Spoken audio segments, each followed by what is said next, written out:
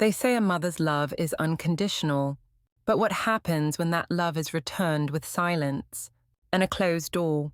My name is Evelyn, and this is the story of how my daughter, Rachel, turned her back on me when I needed her most, but it's also the story of how I learned to let go and how I used the life she discarded to change lives that truly needed it. It started on a rainy Tuesday afternoon.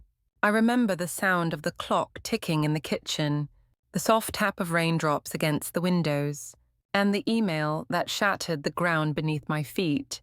After 26 years of working at the same accounting firm, I was laid off. No warning. No thank you. Just a short, cold message. We regret to inform you. I sat there in silence, the screen still glowing, my hands frozen over the keyboard. 26 years of loyalty, gone in 2 paragraphs. But the worst part wasn't losing the job. It was knowing I'd have to tell my daughter and her husband, because for the last 8 months, I'd been living with them. Rachel had insisted I move in.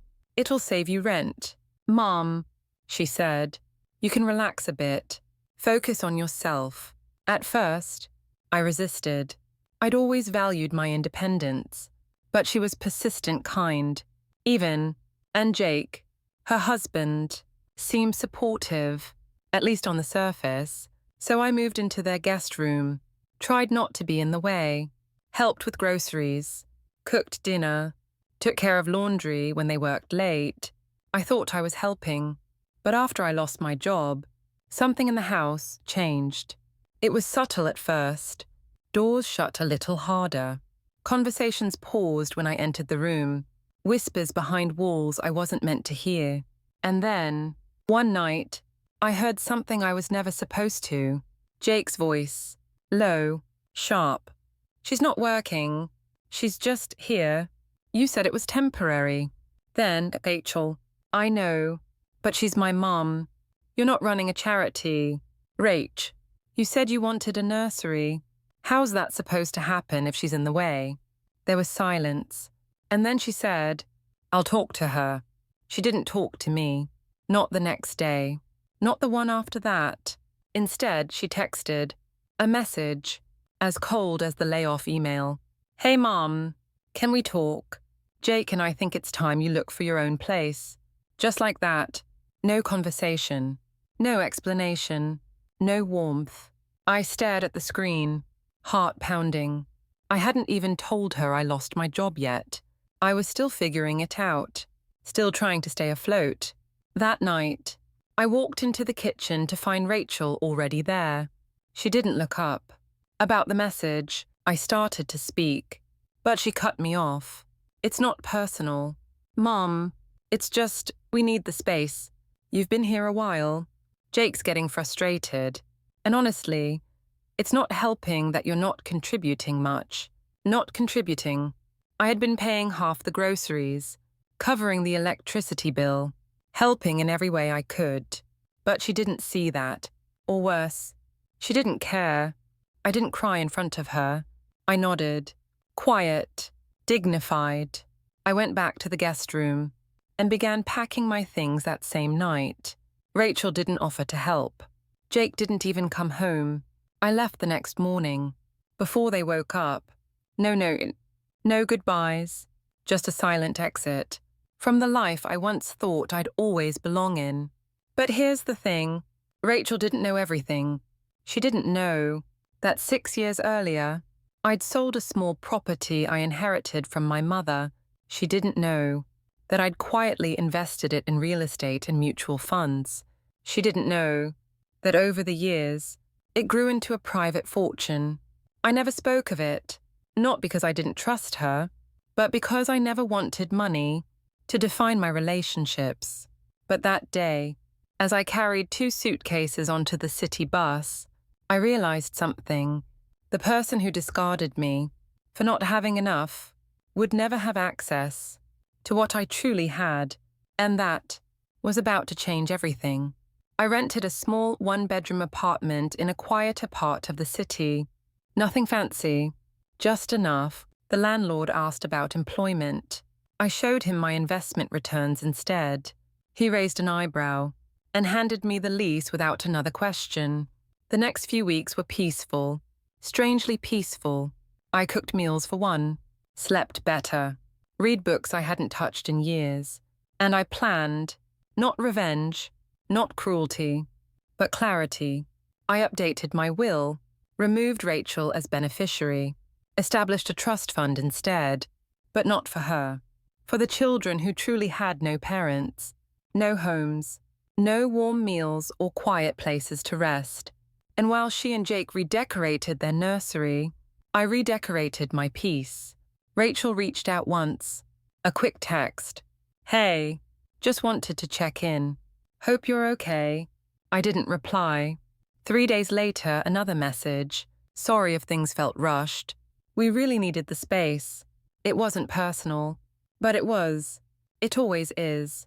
When the people you raised decide you're disposable. I didn't hate her, but I was done making excuses for her. And I was done inviting myself into a life that never made room for me in the first place. I started volunteering at a nearby shelter, helping women who had truly lost everything. Many were younger than Rachel. Some had kids. None had family left. And yet, they were kinder than my own daughter. One night, a teenage girl named Bella wrapped her arms around me and whispered, "I wish you were my mom." I smiled and whispered back, "Me too." Months passed.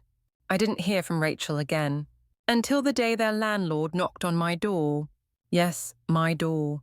Because 6 months earlier, I'd quietly purchased the building Rachel and Jake were renting from, through a holding company, anonymous, and after a financial downturn, they had missed 2 months of rent.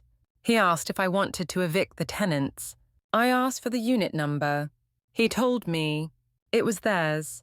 I stared at the file for a long time, and then I made a decision, not to punish, but to remind.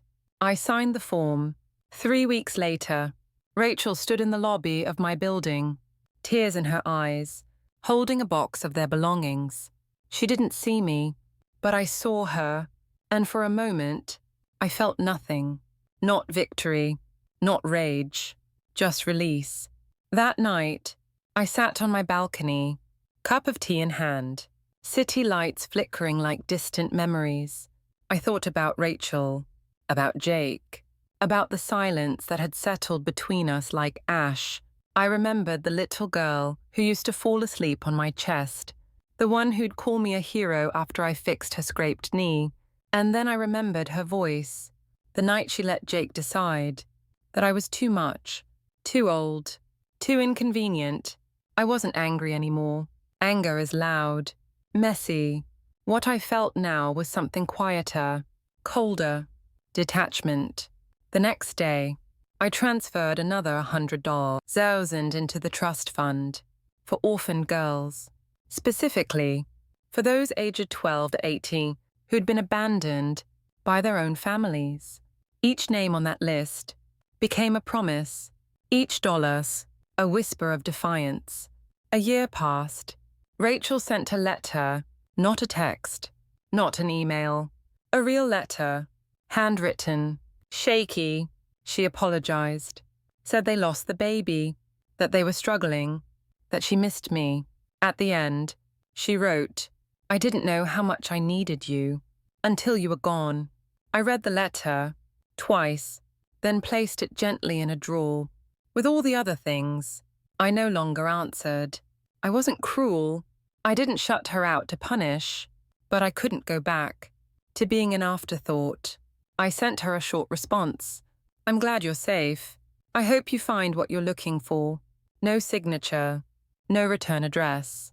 Today, I live simply, quietly, beautifully. I mentor girls who have no mothers, support shelters that give second chances, build homes where no one is ever just a guest. I haven't seen Rachel in 2 years. Sometimes I wonder if she still drives past the apartment building, if she recognizes the name of the foundation I created, if she realizes who helped keep the lights on in the clinic where she gave birth. I don't need her to know, Because some stories aren't meant to be understood. They're meant to be rewritten. They say revenge is best served cold, but I don't believe in revenge. I believe in remembering who you are when everyone else forgets, and then using that truth to change lives that actually want to be saved. I wasn't kicked out. I walked out, and I walked into something so much greater. Some doors close with betrayal, but what comes after isn't always darkness. Sometimes it's freedom. I lost a daughter that day, but I found something greater, myself. And from what they threw away, I built something the world will never forget. If this story spoke to you, don't forget to like, share, and subscribe for more voices that refuse to be silenced.